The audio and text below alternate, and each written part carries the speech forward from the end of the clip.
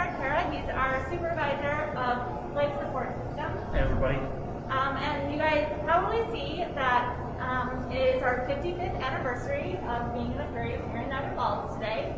And so Dan, like a lot of people probably don't know that we were the first aquarium to use artificial salt water. Correct, yeah. We were the first place to use it up until 1955 when we first opened up.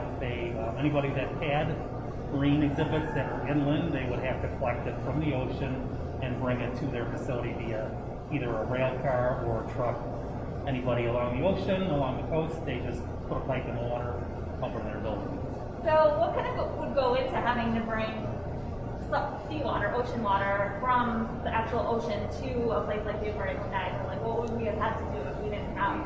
We had to probably procure some permits to collect that, and then some methods to collect it, put it in we have to procure a tanker truck or like I said, a rail car, depending on what's available, most economical for it. And one thing you would not expect, or the water quality probably wouldn't be the best quality. I mean, you could collect it from the cleanest area out in the ocean, but you're putting it in a truck and then you're shipping it to your facility. So the water quality would diminish a little bit.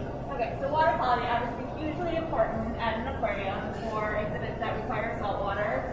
Talk about why it's so important and sort of what we need to do here at the aquarium to make sure that our water quality is top notch. Okay, well, water quality is important for the animals, for the fish. Obviously they extract oxygen from the water. So you want to make sure it's as clean as possible. There's no pollutants, any impurities in there. That's one of the benefits of it is salt water and artificial seawater. Instant Ocean is what we use here. There's a bunch of other brands out there now. But we get a consistent product with that, so when we mix it up, we just add water to get a good quality mix all the time, so we get the consistency.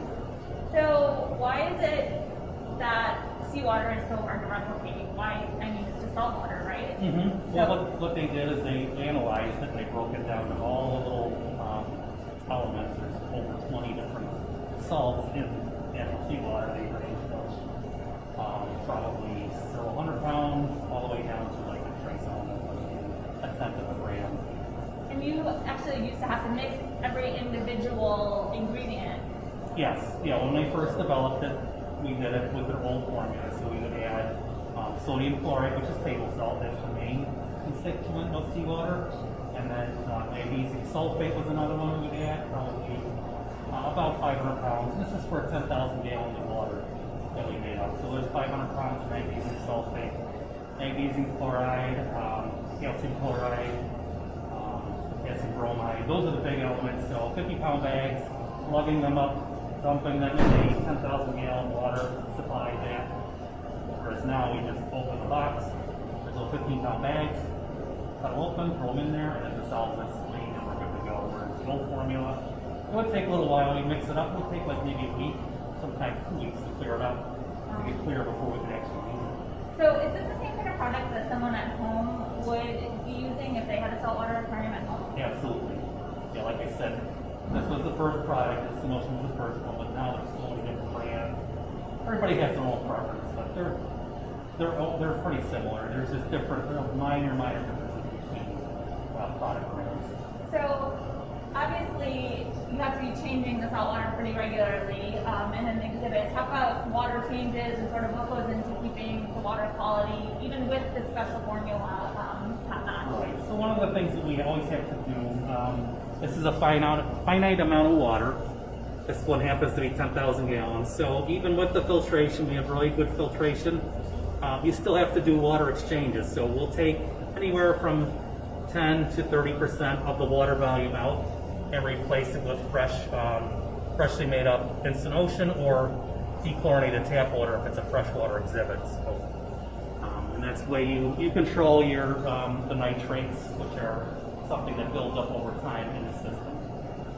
Cool.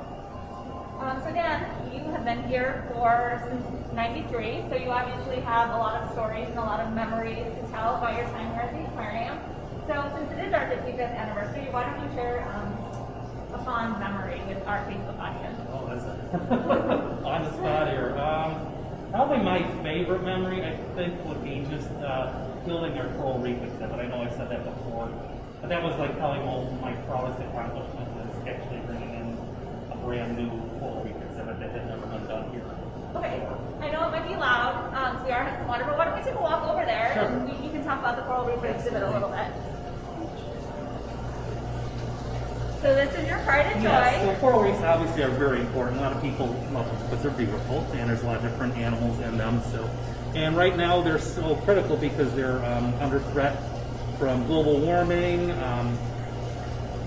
pollution, that type of thing, and they're very important for coastal protection. There's a lot of fish in there. For local fishing, that type of thing. Actually, people can eat some of these animals out there, and So talk about what went into actually designing and building this exhibit. There's a lot of work. yes, it was. So I understood a lot of the requirements ahead of time, being a hobbyist before I started here. I knew what went into it. And I just did some research on the different methods of setting up a reef tank, what type of filtration systems. I consulted with some of the other aquariums out there, like what type of lighting they use, what type of water circulation, what kind of filters. And I just kind of tailored it to what I wanted for us. So now this one is lit with the LED lighting system. So with coral reefs, they need a very high intense light because they're along the equator. So there's a lot of sunlight that they get. Obviously, that's important for the corals. So your lighting is one of the most critical things for a coral reef, along with the water quality, like we talked about already, and then the water flow. You can see the corals moving back and forth. There's a lot of circulation there. We have some water nozzles that rotate to keep the corals moving. No, and this is actually, this took over a year between when you started it and when it actually opened to the public. Exactly. We started building this in 2012, and then we actually opened it to the public in 2013. So you're looking at basically 7 years of growth. When we first started out, we just had the rock in there, and then we had some little coral pieces like here. This one here would be like an example of what we started with. And then if you go up, you can see how big they get. This is a candy cane coral. So we started with small, what they call fragments, because obviously we didn't want to go out there and take corals off the reef. So we just started with fragments. We got those from other facilities, and then we just let them grow in there. So the lighting, like I said, is very important for the growth. Very cool.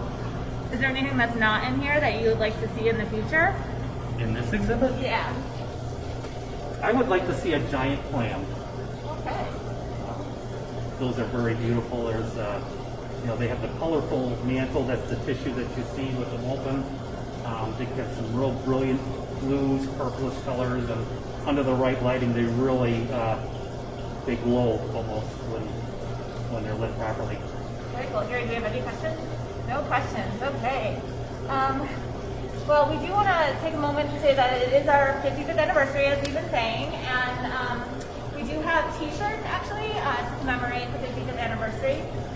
We also, if you look on the Facebook page, we have some pictures of Medusa and Della and Striker, the harbor seal, playing with an ice toy that looks just like the Aquarium of Niagara that was created by our very talented trainer, Eric Walsh.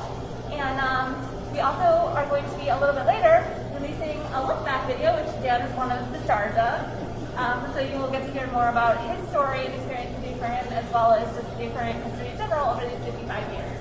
So, is there anything you want to add? No, just can't wait till we get back open to the public and get back for everybody to come in and see our wonderful facility and all the changes we've been making. And Yeah, looking forward to the future of this facility. We spent a lot of time getting everything without you guys, getting ready for you guys to come back. We're really excited. We're getting there soon. Hopefully, phase 4, we'll be able to open our doors and welcome you guys back. And if we know you guys are constantly supporting us with doing these Facebook Lives and reading our emails and our social media posts, but if you can, any sort of financial contribution to support the ongoing care of our animals would be really helpful, because animal care costs are expensive. They don't go away even though we've been closed to the public. And you can't stick around for 55 years and another 55 years if we have to keep this incredible standard of animal care. So. And the standards continually go up every year. That's what we strive for. careful. Actually, we always look to improve our care from year every year. Always improving. Mm-hmm. All right. Well, thank you guys so much for tuning in, and we hope you'll join us in celebrating our 55 years together. And we'll see you soon.